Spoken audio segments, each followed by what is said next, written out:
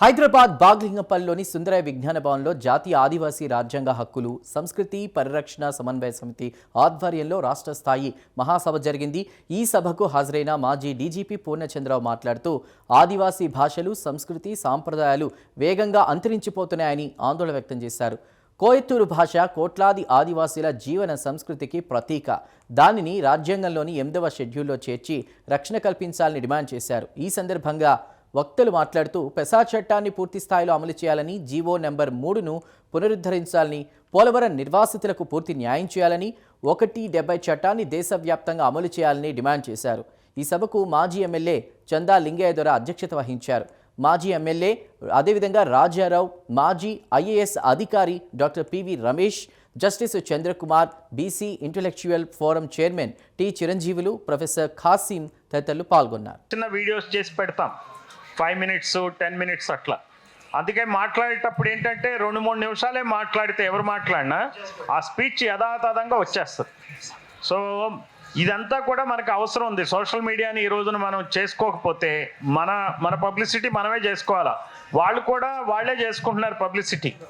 వాళ్ళకి ప్రతి వాళ్ళకు ఒక ఛానల్ ఉంది, అంతే కదా. టీడీపీ వాళ్ళకు ఒక ఛానల్ ఉంది, వైసీపీ వాళ్ళకి ఒక ఛానల్ ఉంది, ఒకటి కాదు ఇంకెక్కువ ఉన్నాయి.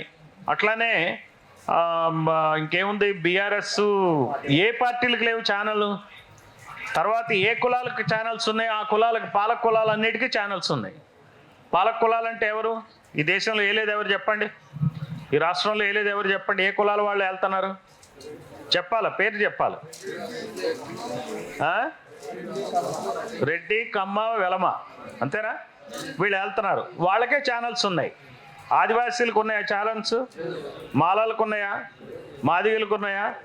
మరి ఎవరికి ఉన్నాయి ఛానల్స్? ఇంకా బీసీలకు ఉన్నాయా? ముస్లింలకు ఉన్నాయా? ఛానల్స్ లేవు.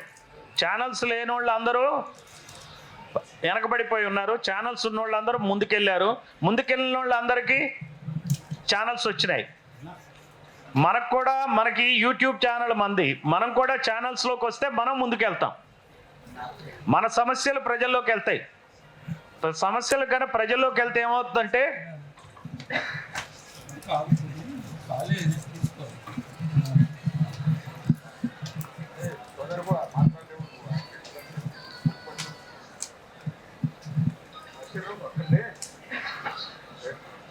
సో సమస్యలు జనాలకి వెళ్ళాలి. సమస్యలు జనాలకి వెళ్తే ప్రతి వాళ్ళకి తెలుస్తాం కాకుండా మనం ఏంటంటే ఇంతకాలం ఒక్కొక్క లీడర్ నమ్ముకుంటున్నాం. మనం నమ్ముకుని అతను వస్తే చేస్తాడు, ఇతను వస్తే చేస్తాడని చెప్పి అనుకుంటున్నాం కదా. ప్రతివాడిని నమ్ముకునే ఓట్లేసాం. అది ఎక్కడ కొంచెం సౌండ్ ఆఫ్ చేశాను. వింటున్నారా? లైవ్ వింటున్నారా? ఓకే. సో నేను అనేది ఏమంటే వాళ్ళకి సమస్యలన్నీ వాళ్ళు పరిష్కరిస్తారు అనుకుని మనం కూర్చున్నాం. వాళ్ళు సంతకం పెట్టంగానే మొదటి సంతకం వాళ్ళకి కావాల్సిన దానికి పెట్టుకుంటున్నారు, మన కోసం పెట్టట్లా. చంద్రబాబు నాయుడు వచ్చి హైటెక్ సిటీ కోసం సంతకం పెట్టుకున్నాడు, అంతే కదా. వైఎస్ఆర్ రాజశేఖర రెడ్డి ఓఆర్ఆర్ కోసం సంతకం పెట్టుకున్నాడు. కేసీఆర్ వచ్చి యాదాద్రి రింగ్ రోడ్డుకి సంతకం పెట్టుకున్నాడు. రేవంత్ రెడ్డి వచ్చి ఫ్యూచర్ సిటీకి సంతకం పెట్టుకున్నాడు. మళ్ళీ చంద్రబాబు నాయుడు అక్కడికి వెళ్ళి అమరావతికి సంతకం పెట్టుకున్నాడు మొదటిసారి. మళ్ళీ మొన్న గెలిచి మళ్ళీ సంతకం పెట్టుకున్నాడు. అలాగే జగన్ వచ్చి 3 రాజధానులకు సంతకం పెట్టుకున్నాడు. అంటే సంతకాలన్నీ ఏవి కూడా మేనిఫెస్టోల్లో ఉండవు. చూసుకోండి, నేను చెప్పిన సంతకాలు ఏవి కూడా మేనిఫెస్టోల్లో లేని. మేనిఫెస్టోల్లో మన కోసం పెడతారు, చేయరు.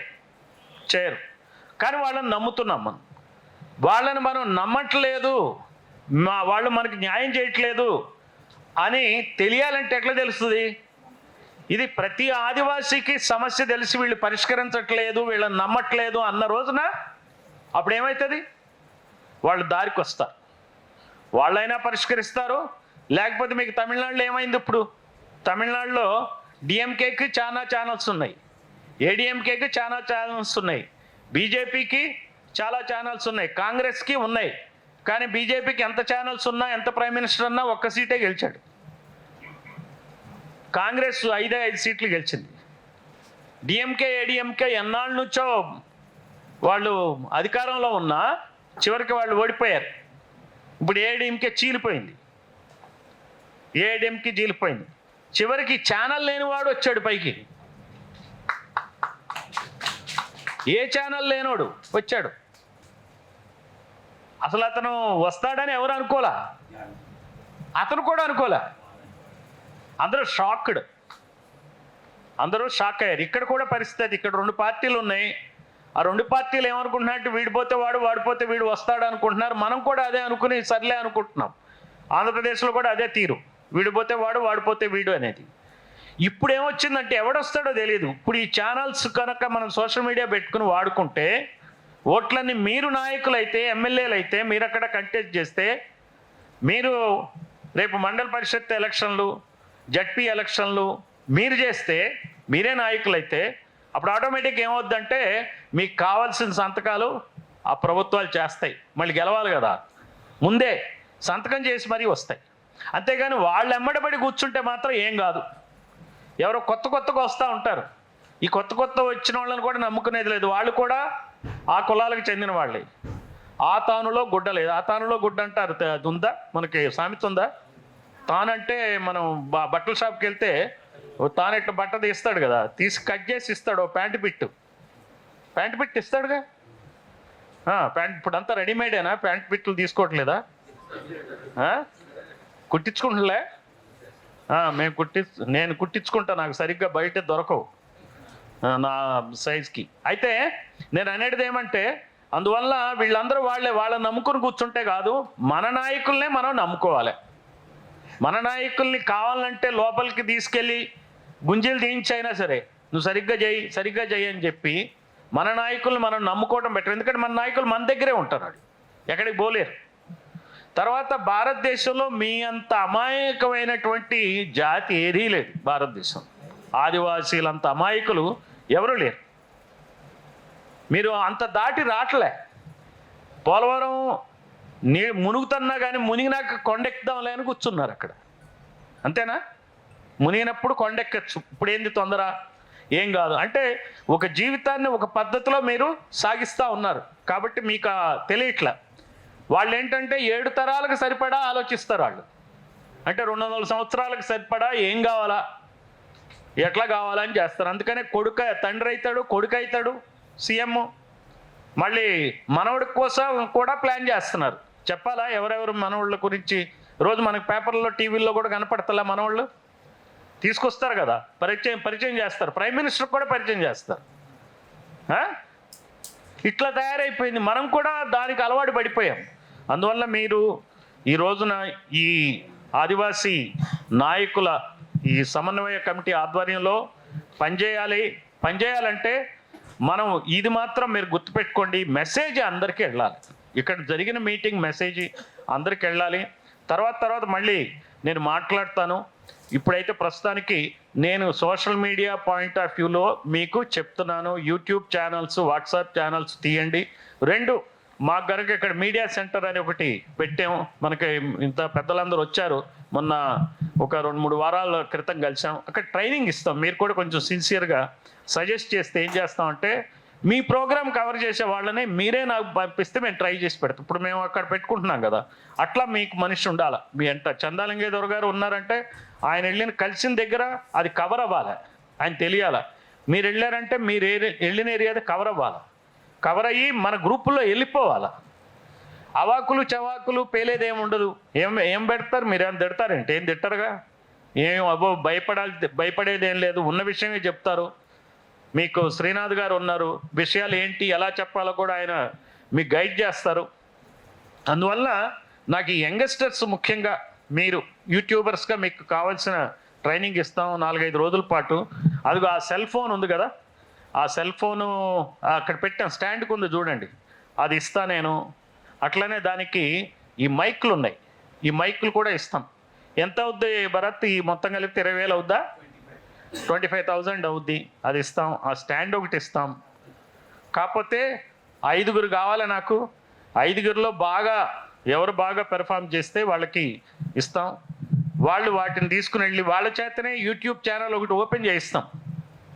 భద్రాచలం అనో, చింతూరు అనో, ఏటూరు నగరం అనో, భూపాలపల్లి అనో, ఉట్నూరు అనో ఓ ఛానల్ పెడతాం, ఆ పేరు పెడతాం, దానిలో మన వార్తలే వస్తాయి, మన వార్తలు వస్తాయి, మన నాయకుల వార్తలు వస్తాయి, ఆదివాసీ నాయకుల వార్తలు వస్తాయి.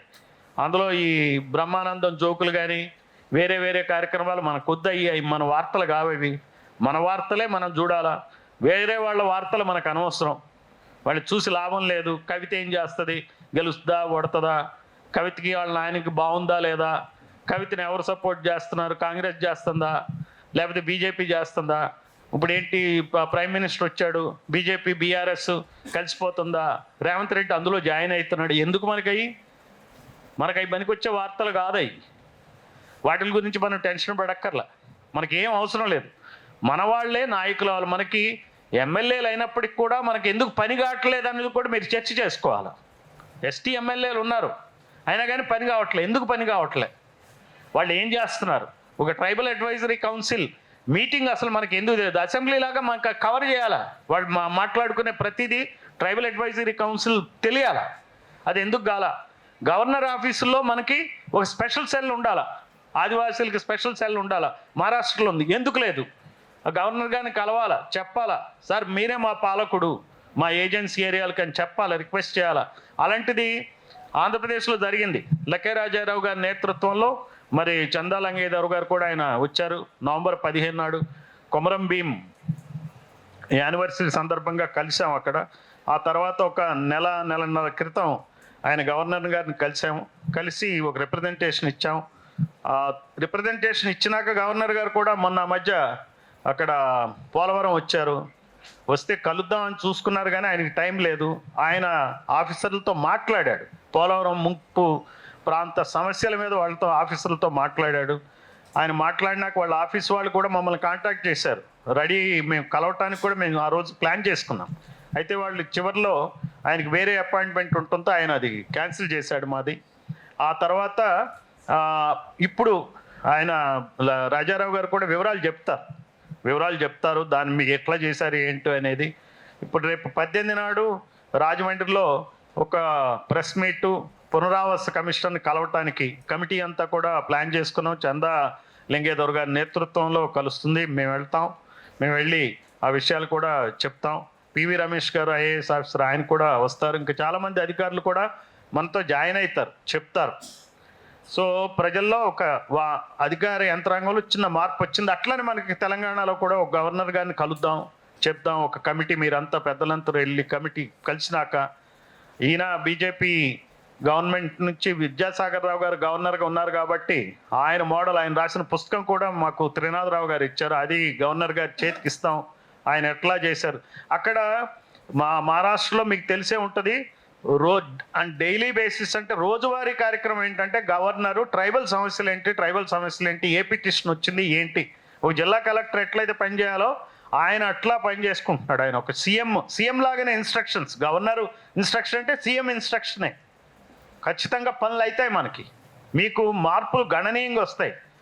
మీరు అందుకనే ఈ ఒక్క మెకానిజం చాలు, మనకేం పెద్ద పైసలతో పనేం లేదు. మనకు కావాల్సింది ఏంటంటే పని విధానం కావాలి. కలవటం, మాట్లాడటం, చెప్పటం, మళ్ళీ వెళ్ళి మన వాళ్ళకి చెప్పుకోవటం. మేము వెళ్ళి గవర్నర్ గారిని కలిసామని చెప్పి మండలాల్లో చిన్న 10, 20, 100 మందిని కూర్చోబెట్టుకుని మాట్లాడటం కంటిన్యూస్గా జరగాలి. మీరు అలా కలుస్తూ ఉంటే రాష్ట్ర ప్రభుత్వానికి తెలుస్తుంది వీళ్ళలో వ్యతిరేకత వస్తుంది, అసంతృప్తి ఉంది అనేది ఫీలింగ్ కనుక వస్తే మనకు సమస్యలు కూడా పరిష్కారం అవుతాయి. ఎవరు కూడా ఏ ప్రభుత్వం కూడా వ్యతిరేకతతో ఉండాలని కోరరు. మనం అడగందే అమ్మాయినా పెట్టదు కదా. సో కంటిన్యూస్గా చేయాలి, కానీ రాజకీయంగా కాదు. ఆదివాసీ సమన్వయ కమిటీ నేతృత్వంలో చేసుకోవాలి. రాజకీయాల తర్వాత రాజకీయ అవగాహన ఉండాలి, కానీ రాజకీయం చేయకూడదు. దానికి డిఫరెన్స్ అది. రాజకీయ అవగాహన ఎవరిని తిట్టక్కర్లా. మనం రండి, పరంజ్యోతి గారు వచ్చారు, మా హైకోర్టు అడ్వకేట్ ఆయన, మాతో పనిచేస్తున్నారు. మా అడ్వకేట్ ఆయన మేము కలిసే అప్పుడు ప్లాన్ చేయటం జరిగింది ఈ ప్రోగ్రామ్. సో మేము ఇదే కాకుండా ట్రైబల్ సమస్యలే కాకుండా దళిత క్రిస్టియన్ సమస్య తీసుకుంటున్నాం, బీసీల సమస్యలు తీసుకుంటున్నాం, ముస్లిం సమస్యలు తీసుకుంటున్నాం. ఇంతవరకు ఎవరైతే మనల్ని పాలింపబడుతున్నారో, ఎవరైతే అధికారం లేరో ఆ వర్గాల తరపున మనకి మేము పోరాడుతున్నాం కాబట్టి, సో మీరు ఆ దృష్టితో మనం ముందుకెళ్దాం. మరి ఈ అవకాశం ఇచ్చినందుకు ధన్యవాదాలు. మళ్ళీ మనం చర్చిద్దాం. జై భీమ్, జై కొమరం భీమ్.